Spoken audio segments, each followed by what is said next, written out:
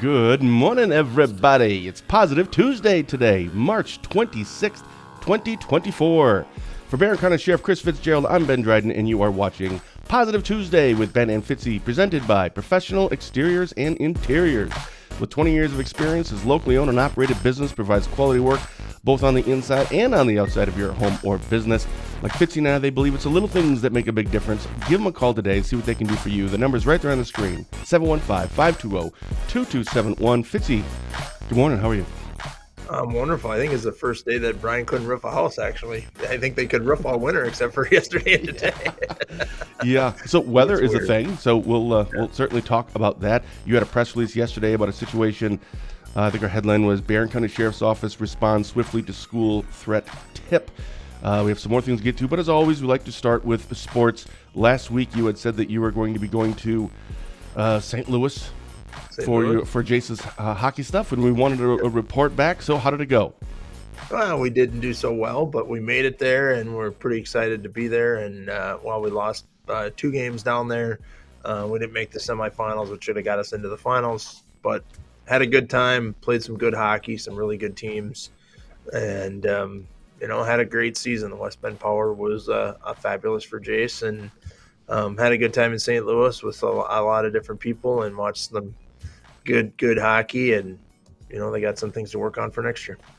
So you were supposed to be down there, or potentially you could have been down there until Monday, so yesterday, but if they ended up losing the two, is it kind of a silver lining there where it's, well, at least we got home before the storm, or did you stay until Monday and have to travel home in that weather? No, we left after they lost both games, so it was, there's a blessing there, but it wasn't as bad as I think the roads. Our highway shops or freeways were in good driving condition, most of the time on Sunday. So it didn't start, until later, and it didn't get to the southern part of, Illinois or Wisconsin. So it was basically a northern storm. So it wouldn't have been as bad as was predicted, but there was a lot of snow yesterday. So, but no, hats off to the West Bend Power. Great coaching, unbelievable fans. What an organization to be part of. I've never been part of something in junior hockey, and it's really unique, the friendships that were created in the short time frame for Jace and his teammates, and it's really building a family. It's really a unique situation, but I suppose you live with somebody for 9 months, you win and lose with them, and the highs and lows of your career. And Jace had a great season, and hopefully he moves to the Knoll next year. If not, we're going to go back to the West Bend Power, and they're a great organization. So, well, Riley just got finished doing it was like a 5-day performance thing here in Spooner for the play, or a musical. So we went on Saturday, but we were talking afterwards, after her last one on Sunday, and I think it was Mom, she was for Bible study, and Mom had asked that question to Riley. So all these people, like, you've been practicing and practicing and practicing for months and months and months for this, and then you do it, and then it's over so quickly. But, I mean, has it changed, like, how you view these people? I mean, now when you see each other in the halls, there were seniors and juniors and freshmen and different from different kinds of families.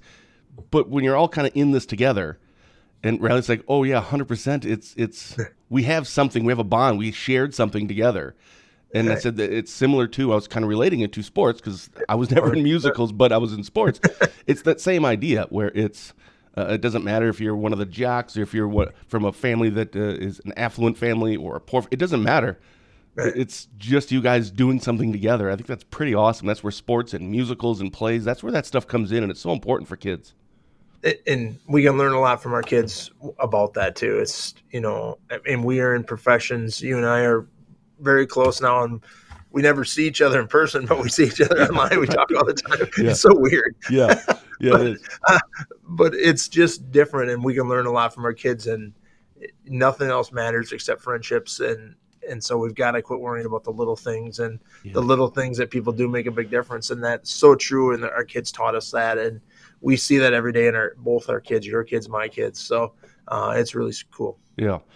So speaking of sports, there is so much going on right now. Opening day baseball starts in a couple days. I love baseball. Shea Ohtani story is a big story right now. I don't think anybody's really paying attention to that, so we probably won't talk about it. Hopefully that isn't going to be a cloud over baseball this year. It's a gambling thing. It's really bizarre. There's the NBA is wrapping up. I think they have like 10 games left. I have a question. That's where my question will be. But I also want a quick point or talk about the tournament, NCAA men's and women's. Holy cow, this Yeah. is getting really, really good. What has stood out to you the most in the men's or women's? Is there anything that stands out?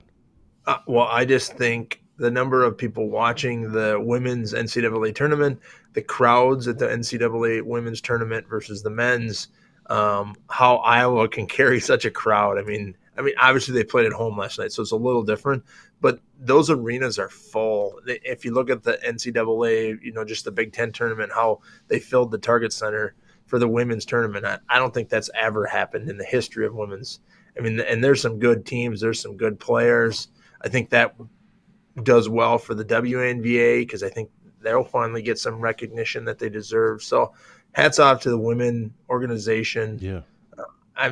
Iowa almost lost it last night. They finally came back. And that's I kind of think the it's a rough game. knock on Iowa, right? Is can they win it Yeah. all because it is the Caitlin Clark show. Yeah, And she didn't play well, but they won. But can they, right. if she has that same performance against a UConn, a USC, a South Carolina, LSU, I mean, can they win that? I don't see it. I don't see them winning at all. Who do you have right now winning? I want Iowa. We all want Iowa to win, but I mean, this USC, this girl Juju or whatever her name is, yeah, she looks pretty good. Obviously, the LSU, if both of them win next in the Sweet 16, LSU plays Iowa to get to the Final Four. That's going to be that'll be a national televised huge game. So, I mean. Then you switch to the men's side, and there's been some upsets, some great teams. Marquette's still in it. I mean, Badgers that's pretty lost. They awesome. did get upset. We talked about it last week. A lot of people had James Madison beating the Badgers, and they did. They got beat bad. So Yeah, but your it's Duke great. is doing well. Ended up Duke beating is James doing Madison well. in the next round, and a lot of people are now picking them to go to the Final Four. I don't see Duke winning at all. I don't know how you get past, I don't see them beating UConn or if they make, I don't know. But a lot of people are saying Duke's the team that they think has the most momentum. If Do you you? hit it, Duke is live or die by the three. They always have. Similar to Iowa. Iowa lives and dies by the three. If Caitlin Clark, I mean, she had some shots last night that I'm like, I don't even know if I can throw the ball that far. Yep. I mean, and she just goes in the basket, but she misses a lot. Don't get me wrong, but the same with Duke. If they hit their threes like they did, they're an unstoppable. Any team that hits three, when you get 3 for 2 every time down the court, it's pretty easy to take a Yeah. lead. Yeah. Caitlin Clark reminds me of Kobe Bryant, where he never saw a shot he didn't like. Like, if he's got the ball, I'm shooting. I don't care where I am on the court. I'm just going to shoot it because you can't miss a shot that you don't take. They played it very physical last night, though, the Iowa game, and there was people flying all over the floor all the time. They played Iowa very physical. A lot of people fouled out or almost fouled out. So I think that's the way you play that team, and you got to have a big, deep bench to do that. It'll be interesting to see what happens. Yeah. Iowa couldn't handle that. They took their team atmosphere away. So it was interesting watching the analysis of the Iowa women's game. But we talked about women's sports for 5 minutes. Awesome. Love it. Yeah, Look it at is. us. Look at so us. progressive. All right. We have some actual real things to talk about. We'll get to all that in 15 seconds after a word from Spooner Health. Spooner Health, compassion is at the center of everything we do. It's rooted in who we are and why we're here. It unites us as providers, neighbors, and as a community. Learn more at spoonerhealth.com. All right. And good morning to Sharon and Dirk and Renee, Mike, Louise, and Shani Anderson says that she made it back to Wisconsin. First of all, hey, welcome back, Shani. Yeah. Hopefully just got back today and not like 2 days ago because yeah. So obviously, speaking of weather, all schools, unless they had spring break yesterday in our 6 counties, were essentially closed. I think there's a handful this morning. A couple in Webster, Northwood, LCO, and Hayward. I think are the ones that are closed today. More northern part of our coverage area. But yesterday, how was it for roads down there, and in terms of law enforcement, first responders, crashes, etc.? No, really good. I mean, we had a few during the night, but not a lot of people traveled. When schools are closed, we've said it before, it really helps us keep people safe. We had very, very few accidents during the day yesterday. People drove good, let our plows get out, and it was warm enough. So when it's in that 15 to 30 range and you put salt down, it really makes a huge difference on our roads, and you could see that. Now it's raining. My understanding, you said it might start snowing up there. It has started briefly snowing in Spooner. Yeah, it's snowing right now. Snowing. It's not in Barron. So We're supposed to change over from rain to snow. So hopefully it doesn't get too cold where it makes them, the roads are drying right now because it stopped raining. So if they dry, that's better. We don't have puddles, but there's a lot of rain that fell. So hopefully that doesn't freeze and change our road conditions here. So we'll keep everybody updated if it does. But right now our roads are in great driving condition. We have no issues in Barron County. I just drove to Prairie Farm and back this morning, met with the school. Obviously we'll talk about that next, but I drove there this morning and back. And no issues on our roads this morning. So it sounds like, it's snowing in Cumberland as well. But it sounds like when schools are closed, like crime goes down, crashes go down. So we should just all, close all the schools, save all that money. Think of all that money we could get if we don't have public schools and just do homeschooling. See? Right. Crime we could get rid of the cops then. We wouldn't have need them anymore. Look at our tax. We should run for something. Boy, you are and I am. Oh, jeepers. Oh, that's right. Election's in a week from today. Yeah, you're going to get elected. Do you have a lot of races? Well, I don't want to get. Now we're getting far into this. Is why we have a show flow. So, because if we didn't, you and I would go. Let's talk about it because we never talk about you running for anything. Well, I don't want. We'll talk about that next Tuesday on Election Day.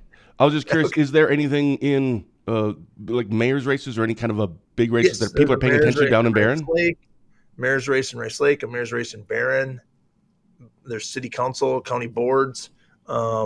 Races. So yeah, get educated on everything, your local elections. But there's tons of information out there about, our local races. So, lots of county board seats, lots of city council, school boards, and county board.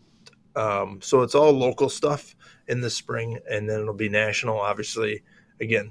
So now it's snowing in Turtle Lake. Well, it's not snowing in Barron, so maybe it's to the north. Yeah, holy cow. It went around you just for the show. Just for the snow. Yeah. Well, the snow's going around you just for the show. Like, God's going, right. Okay, we need a good show from Fitzy today. So, no snow down there. So, any concerns then today for the snow? Because now schools are back in session, but it sounds like it's nothing horrible down there. The rain and the wetness didn't turn to ice this morning? No. We have had 0 crashes this morning. That's awesome. Yeah. Yeah, no, people did good, and they let our plow drivers, thanks to all of our county, city, municipal, township plow drivers, did a great job. I know people are like, oh, this road wasn't plowed. I'm like, just give them time. They can't do every road or every second of every day. You can't just drop a plow in the sky and plow your road. So there's a route. Everybody doesn't want to be the last guy on the route. That happens. But it was very heavy snow. Some ambulance calls yesterday regarding the snow. I would say that was probably our biggest thing, just overexerted yourself or whatever, slips and falls, things like that. But it was a very heavy snow, and it'll continue to be very heavy snow with the wetness in it. So be very careful if you're shoveling. How many snowplow? You may not know this answer, but about how many snowplows and snowplow drivers go out on a typical? It's a bad snowstorm. Is it like 20 or? Our highway commissioner is going to be on April 9th, so we can ask him that question. When am I supposed to be doing something? We got it all set. April 9th. After next good. week. Well, let's not forget that question. Yeah, how many snowplow routes? I'll make sure he knows that answer. Yeah, I'm sure he does know the answer. Well, I'm sure he probably does. He's like, I don't freaking know. I don't know. There's a whole bunch. We get the roads done, and we come back and we go home. So, I know he knows. Well, apparently it's not snowing in Arizona. Apparently it's not. 75. Yeah. Lake, what is that? It's 30, Lake Havasu. Havasu. I don't know where that. Well, Arizona, but yeah, it's in Arizona. I assume I've never heard of it, but apparently it's beautiful weather. You didn't know where Hagen was either. So. I didn't. No, I knew Hagen. I think I knew that one. It was another one. I can't remember what it was. All right, so speaking of some of the schools, you put out a press release yesterday. Our headline was Barron County Sheriff's Office responds swiftly to a school threat tip. For anyone who didn't see that, what was that about? Yeah, we received a tip on a state tip line. It's the school tip line. It's called Speak Out tip line, and it's put on by the state of Wisconsin Office of School Safety. Created it years ago. All the schools are educated on it. It's an anonymous tip line. You don't have to be anonymous, but for the most part, it's anonymous. You can be anonymous. You don't have to be. You can give your name and address and request a call back and give information. So, well, that didn't help at all, Matt. By the way, what's Poskin Lake? Is that around here? Poskin Lake is, yes. Oh, okay. Well, I don't know where that is. That didn't help at all. Sorry. So it's a tip line. We received a tip about a school threat. And so we investigated that immediately. We notified the school, who was not in session. It was a local tip. A lot of people have called and said, there were some tips over in Minnesota, and it was a swatting tip line thing. This was a local information. And we looked into that. We verified it. We cross-checked it. We looked at phone data. We looked at a lot of different things to make sure it was completely false, and it was completely false. It was not I'm a valid misunderstanding tip. this. So there's a tip line that Right. someone can call in and say, I heard a rumor about something. Why would somebody call this you number? can say anything you want to report. A lot of kids use it to say, hey, so-and-so is suicidal. So-and-so doesn't feel good. So-and-so, it's made for kids to protect other kids and to report things in school, because you can't just stand up. Some people can't, and because of backlash or being picked on, that says, hey, so-and-so needs help. It was really created for more of a, in my opinion, more of a suicide hotline, but it can be used for so-and-so's got drugs in the school. So-and-so's got this. So-and-so has this. But it was created, I think, to make sure kids are safe. If there's a suicide and I just don't know, and say, but my whole point to this, the tip's not valid. Prairie Farm School is safe. End of story. The case is closed. There's no other investigation being done. We are 100%. I've met with the school district again this morning. We are 100% feel that this threat was not a threat. It was not a valid threat. It was misinformation. But I'm glad people called in. The whole point of this is continue to call in those tips. Someone says something, whether it's suicide, school threat, drugs, let us. That's our job to determine that. And that's the point of this, is that's why I put that line in there that says we encourage anyone with information regarding the harm to others to reach out to the sheriff's department. Nothing to do with this tip. I don't fault the tipster for calling it in. I'm glad they did, because as information flows, we need to put a stop to it. Where does it stop? It stops at this podium. It stops at this desk that we're sitting at right now. I make the decisions. The school is safe. I've met with the school. Our detectives, our investigators, our school cops all believe that this was a false tip, misinformation. The school is safe. I'm glad somebody called it in. You guys need to continue to use tip lines. We're creating a new tip line here at the Sheriff's Department. We used to have a text to tip line. It wasn't used. We're working right now with our vendor. Right now, we're creating a new tip line. You'll see a press release about that in the coming month, about a new tip line, because we need to have access. You need to be able to email tips in. You need to be able to do. It's going to be similar to this, where you can just send an email in. It was more of a text thing, and it just wasn't as effective as I wanted it to be. So that surprises me a little bit. Yeah. No, right, just the text part wasn't right. This one, you can text into this one, and you'll be able to do it. There's going to be a new crime map as part of this. So, we have some neat new things coming out to move us. Keep going with technology. As technology changes, we need to change with that. We're working on our 911 system so that you can literally text in a video, like this is a drunk driver in front of me, and literally text me a picture of the car, and it'll go to dispatch. We have that, so then we can just share that picture right with our patrol division. I mean, that technology is coming our way here locally in Barron County. So we're going to have that soon. But again, back to this, the tip isn't valid. Again, the school feels very confident. I'm very confident that this tip was not valid. There was information in there that was accurate, but about who and what and when, but the information was not.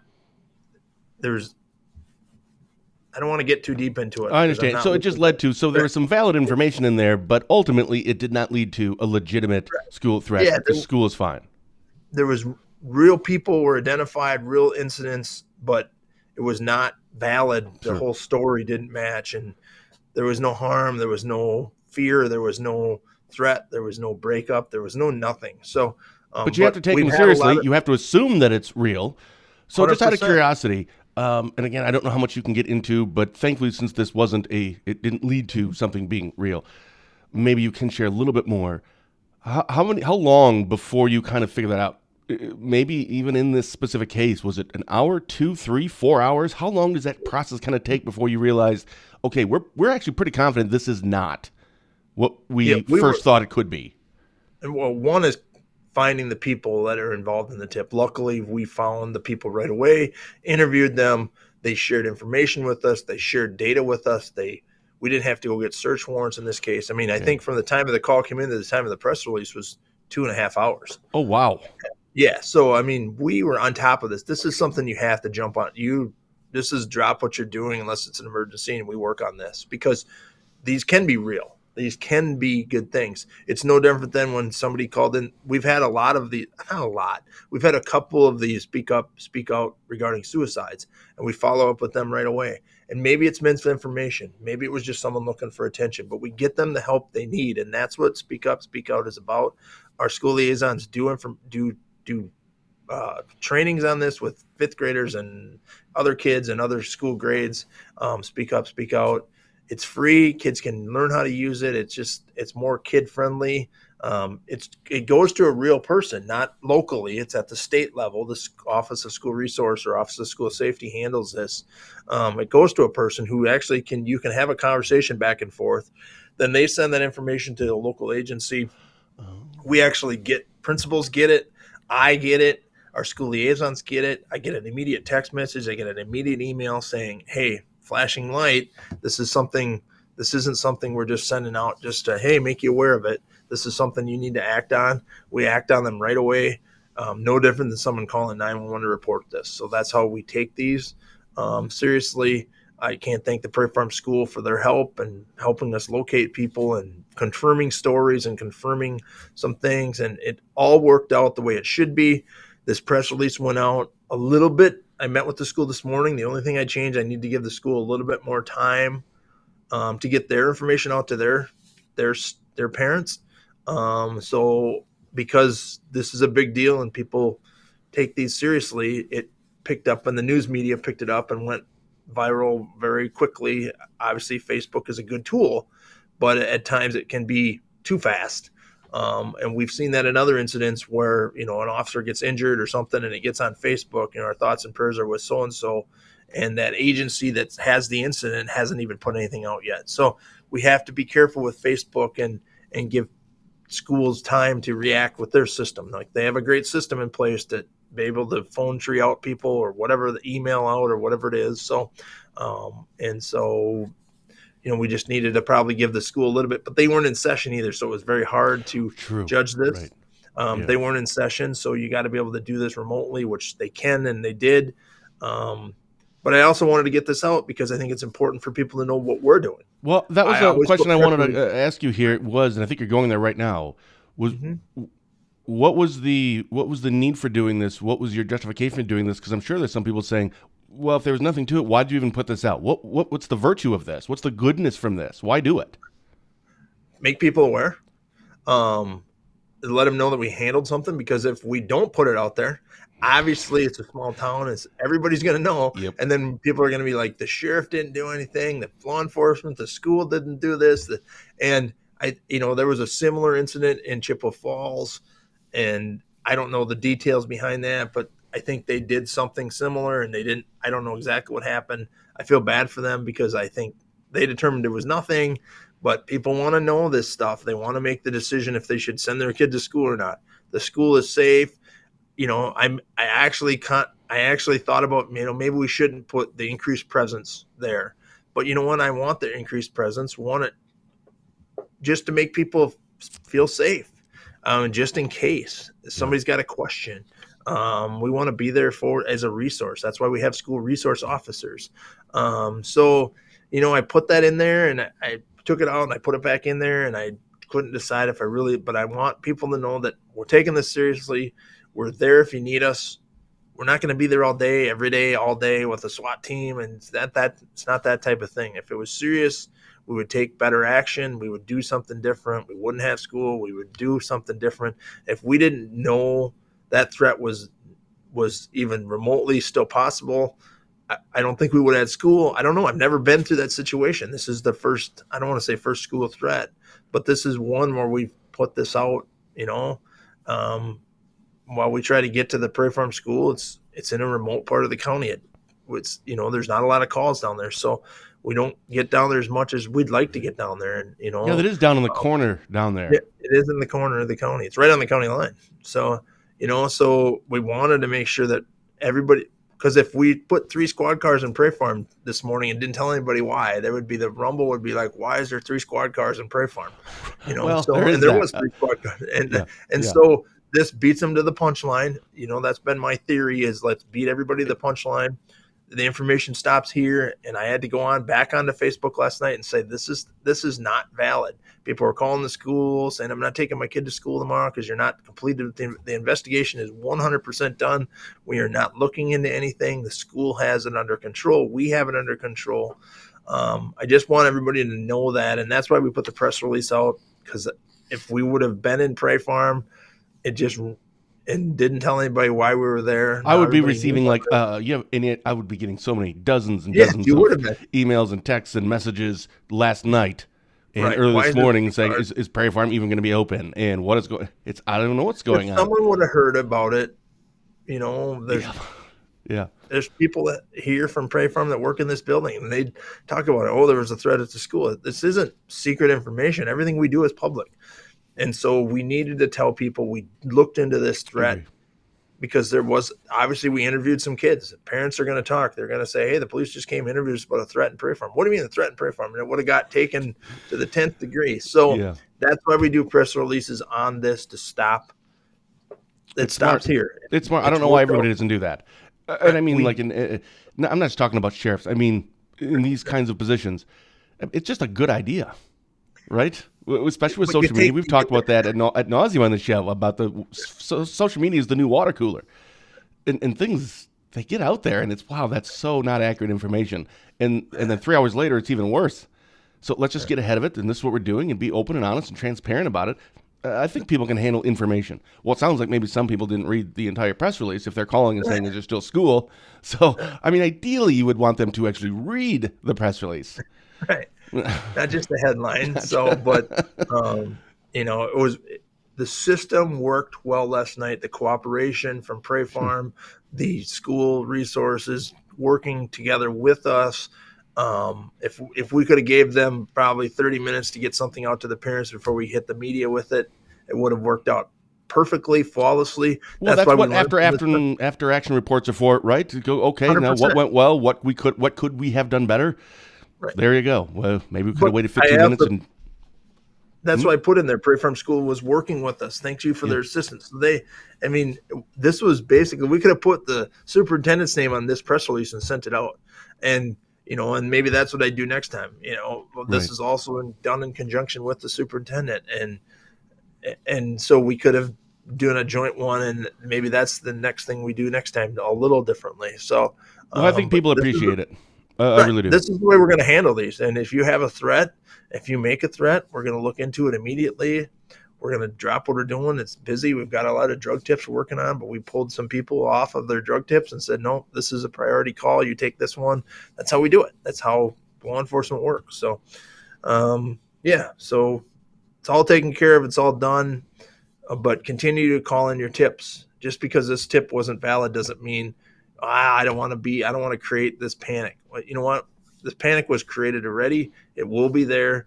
Let us determine if it's valid or not, and who cares? Well, don't we see this in nationwide, in more extreme circumstances, things with maybe a kid with a gun kind of a situation, and people look back and say, well, I noticed this, and I saw this on social media, and I see this behavior in class, but they didn't say anything.